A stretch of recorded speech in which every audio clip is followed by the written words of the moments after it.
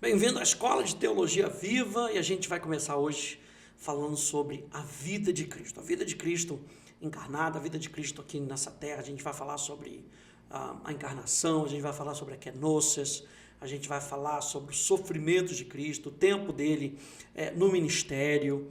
Né? Claro que a gente não consegue falar sobre tudo, né? Mas tem muita coisa aí na sua apostila, mais detalhes, para que você possa estudar. Dá uma lidinha na apostila.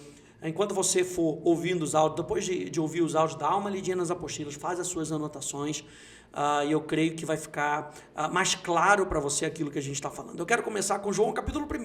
Se a gente vai falar sobre a vida de Cristo, a gente tem que começar com o Evangelho de João, e o Evangelho de João já abre com essa descrição. João capítulo 1, no verso 1, e ele começa dizendo assim: no princípio era o Verbo, e o Verbo estava com Deus, e o Verbo era Deus. A gente viu nos nossos áudios passados, como em 1 João, ele fala de Jesus ter vindo em carne. No Evangelho, ele fala, Jesus era Deus. Ele estava no princípio com Deus. Todas as coisas foram feitas por ele, e sem ele nada do que foi feito se fez. A vida estava nele, e a vida era a luz dos homens. A luz resplandece nas trevas, e as trevas não prevaleceram contra ela. Houve um homem enviado por Deus, e o nome dele era João. Esse veio para testemunhar, para testificar a respeito da luz, para que todos viessem a crer por meio dele. Lembra que a gente terminou falando do apóstolo Paulo, que o que ele queria era viver uma vida de fé, uma vida de confiança em Deus. E João Batista, veio para testemunhar, para testificar a respeito dessa luz, para que todos viessem a crer por meio dele, ou seja, por meio de Jesus. Ele não era a luz, João Batista, mas veio para dar testemunho da luz. A verdadeira luz que vinda ao mundo ilumina toda a humanidade. O Verbo estava no mundo. O mundo foi feito por meio dele, mas o mundo não conheceu. Veio para o que era seu, e os seus não o receberam. Mas a todos quantos o receberam, deu-lhes o poder de serem feitos filhos de Deus, a saber, aos que creem no seu nome. Os quais não nasceram do sangue, nem da vontade da carne, nem da vontade do homem, mas nasceram de quem? De Deus. E o Verbo se fez carne, e habitou entre nós, cheio de graça e de verdade, e vimos a sua glória como do unigênito do Pai. A gente explicou um pouco no nosso penúltimo áudio, falando sobre a hipostásis, a união hipostática da pessoa de Cristo, plenamente Deus, plenamente homem, e aqui a gente vê justamente isso. No início era o Verbo estava com Deus, o Verbo era Deus. Verso 14, o Verbo se fez carne e habitou entre nós. Ele era cheio de graça e de verdade. Então, quando a gente pensa na construção desse texto que João estava fazendo, João estava escrevendo, claro, para um povo hebreu, né? E o povo hebreu ali no final do primeiro século, ele era muito apegado firmemente à sua herança religiosa. No centro da teologia do povo hebreu estava o quê? Uma devoção à palavra de Deus. E a gente vê isso em Deuteronômio, a gente vê isso em Josué. Josué não se aparta desse livro, não anda nem para a esquerda nem para a direita, medita nele. Ou seja, tinha uma devoção à palavra de Deus. Para os hebreus, a palavra de Deus, gente, era a presença de Deus. Presta atenção, a presença e a ação de Deus. Não era apenas um livro. A falar da palavra de Deus era falar da presença e da ação de Deus invadindo a história humana. Com o quê? Com poder, com autoridade que eram incomparáveis. A palavra de Deus, então, para os hebreus, indicava uma ação. Presta atenção nisso, anota aí na sua apostila, um agente que realiza a vontade de Deus. Então, a palavra de Deus era uma ação, um agente, marca essa palavra, agente. Um agente que realiza a palavra de Deus. Para os hebreus, então, a fala e a ação de Deus era uma só e a mesma coisa. Então, quando João está escrevendo para o povo hebreu, ele fala o Verbo era Deus, e o Verbo se fez carne, e ele está falando justamente dessa palavra. A gente também entende que João está escrevendo em grego, e para o grego, o povo grego que viveu ali no final do primeiro século, ele também se agarrava a alguma coisa, ele se agarrava firmemente à sua herança, que era uma herança filosófica. né, que vai lá desde Heráclito, passa lá por Sócrates, Platão, Aristóteles, Cícero e uma série de outros filósofos, de poetas, de dramaturgos, né? E na fonte dessa filosofia grega estava ali Heráclito. Heráclito, vamos dizer, que fosse o pai desse pensamento, como conhecido até como filósofo chorão, né? E a imagem dele, ele é tão importante que a imagem dele pode ser encontrada nas moedas de Éfeso, durante vários séculos após a sua morte, de tão importante que ele era. E para Heráclito, a criação do mundo, a ordem de toda a vida, a imortalidade da alma humana, eram todas possíveis apenas pela palavra, apenas por esse logos. E esse logos para Heráclito era uma força invisível, uma força inteligente por trás de tudo o que a gente vê nesse mundo. Então, quando João está usando o verbo, a palavra ali, logos, ele está usando para o povo hebreu, dizendo, ele é o agente da vontade de Deus. Para o grego entendia o seguinte, ele é a força invisível e inteligente por trás de tudo aquilo que a gente vê nesse mundo. Então, quando João escreve todos esses relatos na língua grega, né, e começa com um conceito de a palavra, o logos, o verbo, tem ali um terreno comum, tanto da teologia hebraica quanto da filosofia grega. E João então começa uma declaração com a qual os hebreus e os gregos, eles teriam concordado. O verbo é Deus. Então ele escandaliza os dois grupos. Primeiro ele começa concordando, o verbo é Deus, o verbo é o agente pelo qual a vontade de Deus é feita, o verbo é a ação invisível de Deus, o verbo é a inteligência por trás de tudo aquilo que Deus cria. Então o grego aceita, o hebreu aceita, mas lá no final ele traz então um escândalo, que é, ao afirmar que Jesus, aquele Jesus que estava andando por aquelas terras, ele era a palavra de Deus. É aí que João escandaliza todo mundo. Ele estava com o único Deus. Ele era esse mesmo Deus e estava face a face com Deus Pai desde a eternidade.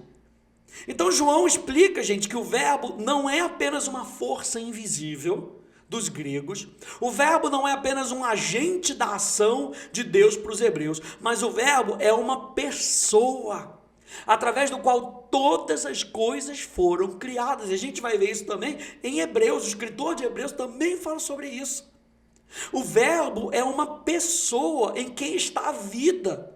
O verbo é uma pessoa no qual ele é a luz para os homens. E essa luz, aí está muito interessante na teologia de João, que essa luz expõe o pecado.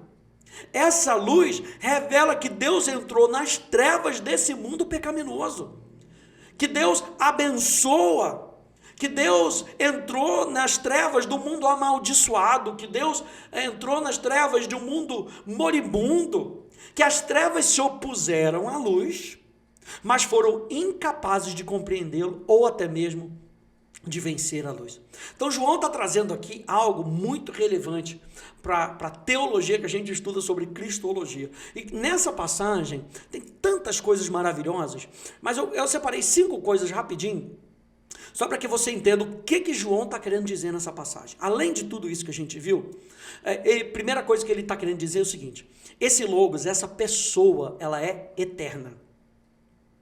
Então, no começo, e aí concordando aí com Ron Rhodes, ele diz que no começo, e no grego a expressão é en archei, essa expressão no começo, ela se refere a um ponto da eternidade, além do qual é impossível nós irmos.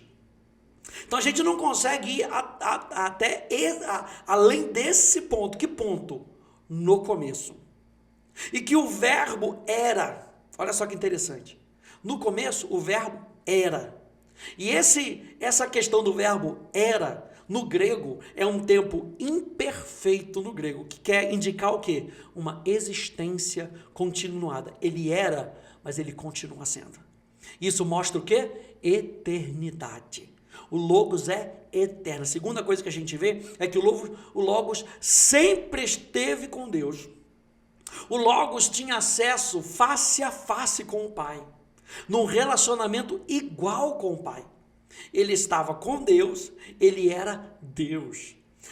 O ponto número 3 diz que o Logos é uma pessoa distinta, mas igual ao Pai. A gente vê isso no Credo de Nicéia, né? Ou seja, quando a gente vê a preposição grega pros, né, que a gente traduz com, o verbo estava com Deus, isso implica duas pessoas. Uma pessoa está com a outra. Então, embora o Pai e o Logos não sejam o mesmo, eles pertencem um ao outro como um só. Eles dividem a mesma essência. Número 4, o Logos é criador, tudo foi feito através dele. O Logos é o criador, portanto, ele é eterno, ele é autoexistente e ele é todo poderoso. A gente já viu isso, que Jesus, ele mostrava que era Deus, né? E a gente vê isso, os relatos bíblicos mostrando que ele era Deus. Por quê? Porque ele é criador, ele é todo poderoso. A gente já viu um pouquinho sobre isso e João traz um pouquinho dessa realidade só nesses versos, do verso 1 até o verso 14. Número 5, talvez uma das coisas mais importantes e mais chocantes é que o Logos se tornou carne. E aí, para refutar os ensinamentos gnósticos, como a gente já viu, dualistas de Filo, por exemplo, né, Filo de Alexandria, João então ele ensina claramente que a matéria ela não é inerentemente má. Porque os filósofos, os gnósticos diziam que a matéria é má. Como é que Deus pode se tornar homem se a matéria é má? E João está querendo dizer, não é isso não. A matéria não é má. Deus se fez homem. Deus se envolve com o material. Deus se envolve com o humano. E aí é importante a gente notar que Jesus veio habitar entre o seu povo de uma forma semelhante ao tabernáculo de Deus. Não é importante a gente entender isso? Que quando a gente olha para o Velho Testamento, a gente vê por que Deus queria ter um tabernáculo no meio do povo. E o tabernáculo era símbolo justamente de eu quero estar no meio de vocês.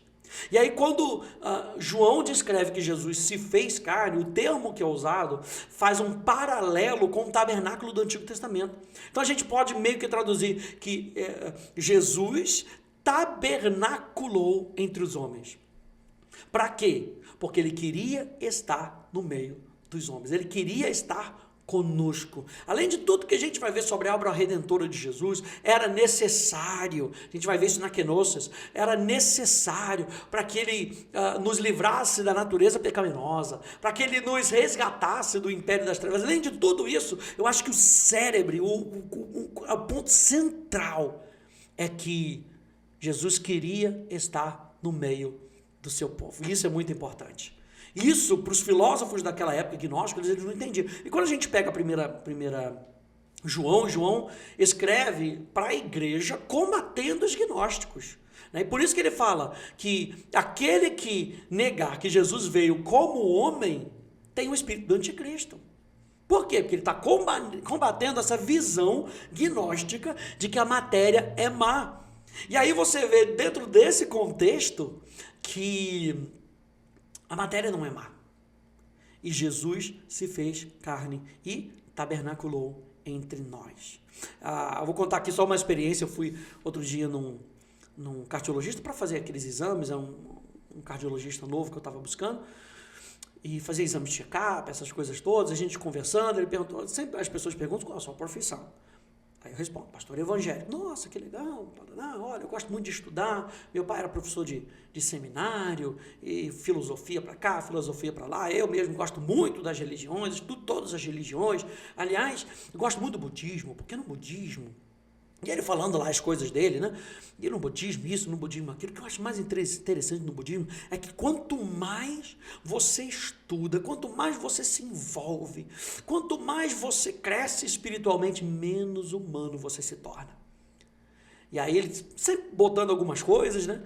E eu calado, beleza, mas nessa eu não me aguentei. Aí ele fala, nossa, menos humano você se torna. Isso é muito bonito. Eu falei, mas o interessante da Bíblia é que Deus, o Deus, ele preferiu se fazer homem. Ele preferiu se tornar homem. Naquele momento o médico ficou com aquele olhão arregalado, né? Pode ser, né? Porque assim, é totalmente na contramão. Gente, o cristianismo é totalmente na contramão de toda e qualquer religião que a gente possa ver. Então, é muito importante a gente pegar isso, porque quando a gente olha para o Antigo Testamento, a gente vê claramente determinadas profecias, está tudo aí na sua apostila, para você conferir, estudar, parar aí um tempinho nesse áudio, ver passagem por passagem. Por quê? Porque a gente vai ver sobre a encarnação de Jesus. Então tem vários textos. O Antigo Testamento já apontava para a encarnação de Deus, para a encarnação do Messias. O Antigo Testamento já apontava para o sofrimento de Jesus. O Antigo Testamento já apontava para a ressurreição de Jesus. O Antigo Testamento já apontava para a segunda vinda de Jesus. Então a gente vai precisar falar sobre todos esses tópicos para que a gente possa fazer uma teologia correta, uma cristologia correta, tá? E a gente está só começando. Próximo áudio a gente deve falar sobre a kenosis, falar sobre o esvaziamento. A gente vê lá Filipenses capítulo 2, o que significa então esse esvaziamento? Se ele é 100% Deus, 100% homem, o que significa esse esvaziamento? Quer dizer que ele deixou de ser Deus? Não, a gente já viu pela união hipostática que ele é 100% homem, 100% Deus. Então o que significa esse esvaziamento? É o que a gente vai ver no próximo áudio, tá bom? Que Deus te abençoe, no nome de Jesus. Tchau, tchau.